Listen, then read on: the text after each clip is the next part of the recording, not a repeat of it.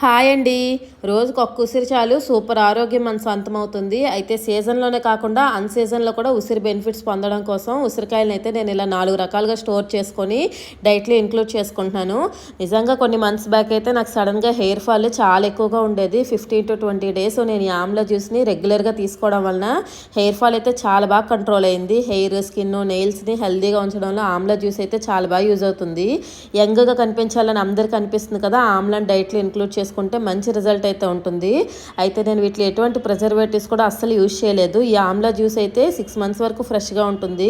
ఇంకా ఉసిరి తొక్క అయితే పప్పు, సాంబారు, చట్నీ, రసం, పులిహోరలు యూజ్ చేసుకోవచ్చు.